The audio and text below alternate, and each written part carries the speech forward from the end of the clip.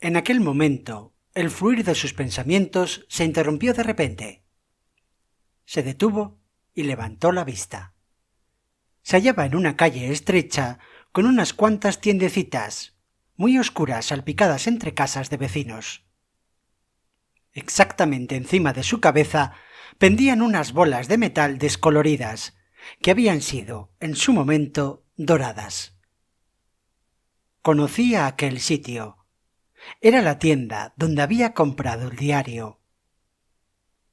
Winston sintió miedo.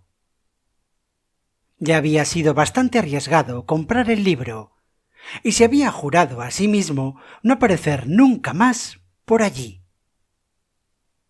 Sin embargo, en cuanto permitió a sus pensamientos que corrieran en libertad, le habían traído sus pies a aquel mismo sitio. Precisamente, había iniciado su diario para librarse de aquellos impulsos suicidas. Uno como aquel. Al mismo tiempo, notó que aunque eran ya las 21, la tienda seguía abierta. Creyendo que sería más prudente estar oculto dentro de la tienda que a la vista de todos en medio de la calle, entró. Si le preguntaban, podía decir que andaba por allí buscando hojas de afeitar.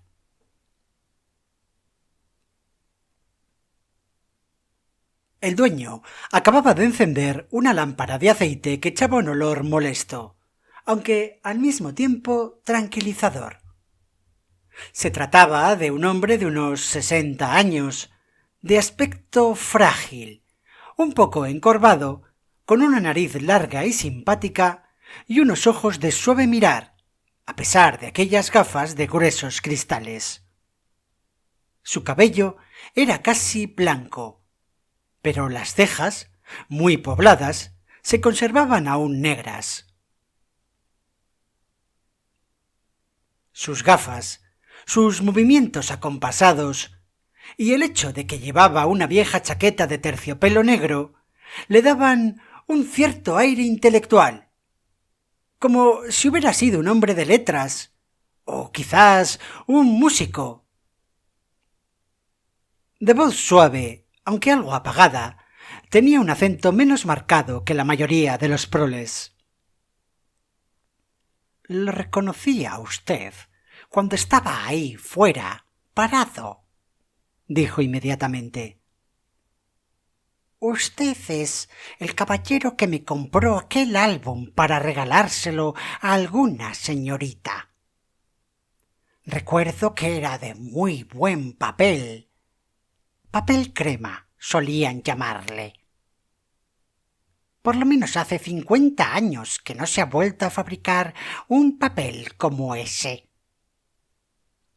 Miró a Winston por encima de sus gafas.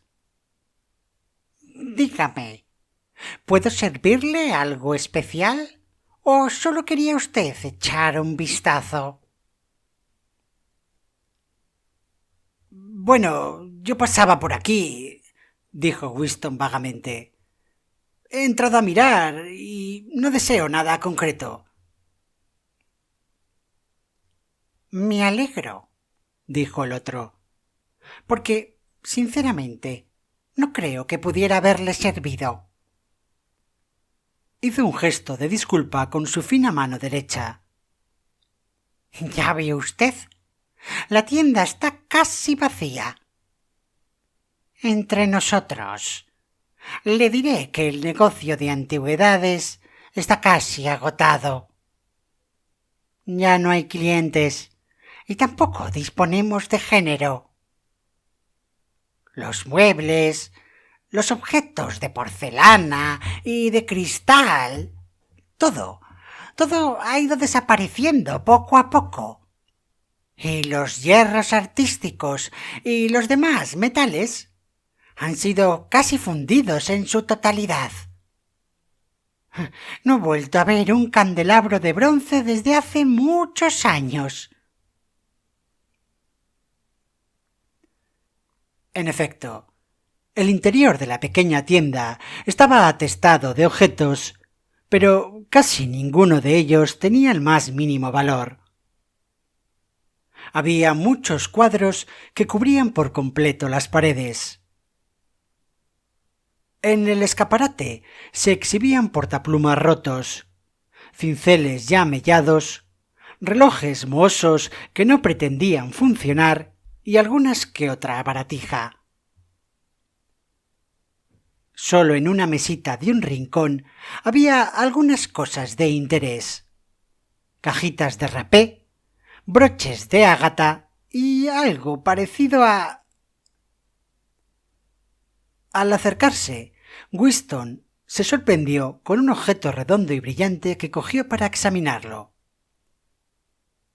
Era un trozo de cristal en forma de hemisferio.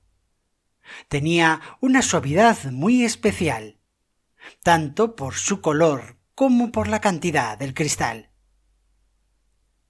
En su centro, aumentando por la superficie curvada, se veía un objeto extraño que recordaba a una rosa o a una anémona. —¿Qué es esto? —dijo Winston fascinado. —Eso es coral —dijo el hombre—. Creo que procede del océano Índico. Solían engarzarlo dentro de una cubierta de cristal. Por lo menos hace un siglo que lo hicieron. Seguramente más, a juzgar por su aspecto. —Es de una gran belleza —dijo Winston. Sí, señor, de una gran belleza. Pero hoy día no hay muchas personas que lo sepan reconocer. Si usted quisiera comprarlo, le costaría $4. Recuerdo el tiempo en que una cosa como esa costaba 8 libras. Y 8 libras representan exactamente... no sé cuánto. Desde luego muchísimo dinero. Pero ¿quién se preocupa hoy por las antigüedades auténticas? Por las pocas cosas que han quedado. Winston pagó inmediatamente los $4 y se guardó aquel codiciado objeto en el bolsillo. Lo que le atraía de él no era tanto su belleza como aquel aire que tenía de pertenecer a una época completamente distinta a la actual. Aquel cristal no se parecía a ninguno de los que él había visto. Era de una suavidad extraordinaria, con reflejos acuosos. Era el coral doblemente atractivo por su aparente inutilidad, aunque Winston pensó que en tiempos lo habían utilizado como pisapapeles seguramente. Pesaba mucho. Afortunadamente no le abultaba demasiado en el bolsillo. Para un miembro del partido era comprometedor llevar una cosa como aquella. Todo lo antiguo y mucho más, aquello que tuviera alguna belleza, resultaba vagamente sospechoso. El dueño de la tienda se alegró mucho de cobrar los $4, y Winston comprendió que se habría contentado con 3, e incluso quizás con 2. Arriba tengo otra habitación que quizás le interesara a usted ver —le propuso. No hay gran cosa en ella, pero tengo 2 o 3 piezas. Venga, llevaremos una luz. Encendió otra lámpara y agachándose subió lentamente por la empinada escalera. Luego entraron por un pasillo estrecho, siguiendo hacia una habitación que no daba a la calle, sino a un patio interior y a un bosque de chimeneas. Winston notó que los muebles estaban dispuestos como si fuera a vivir alguien en aquel cuarto. Había una alfombra en el suelo, un cuadro o 2 en las paredes y un sillón junto a la chimenea. Un antiguo reloj de cristal en cuya esfera figuraban las 12 horas, con estilo antiguo, emitía su tic-tac desde la repisa de la chimenea.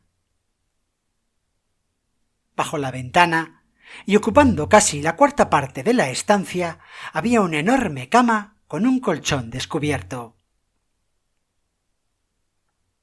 Aquí vivíamos hasta que murió mi mujer, dijo el vendedor disculpándose. Y voy vendiendo los muebles poco a poco. Esa es una preciosa cama de caoba. Lo malo son las chinches. Si hubiera alguna manera de acabar con ellas.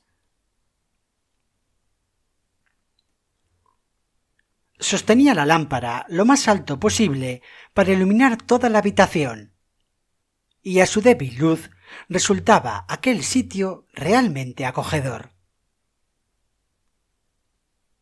A Winston se le ocurrió pensar que sería muy fácil alquilar aquel cuarto por unos cuantos dólares a la semana, si es que se decidiera a correr aquel riesgo. Se trataba de una idea descabellada, desde luego, pero aquel dormitorio había despertado en él una especie de nostalgia, un recuerdo ancestral. Le parecía saber exactamente lo que se experimentaba al reposar en una habitación como aquella, hundido en aquel butacón, junto al fuego de aquella chimenea, mientras se calentaría la tetera en las brasas. Allí solo, completamente seguro, sin nadie más que le vigilara a uno, sin voces que le persiguieran, ni más sonido que el murmullo de la tetera y el amable tic-tac del reloj. —Y no hay telepantalla —se le escapó en voz baja. —Ah —dijo el hombre—, nunca he tenido esas cosas. Son demasiado caras. Además, no veo necesidad para ello. Fíjese en esa mesita de aquella esquina. Aunque, naturalmente, tendría usted que poner nuevos gondes si quisiera utilizar las sajas.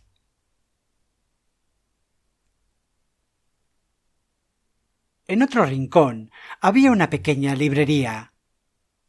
Winston se apresuró a examinarla.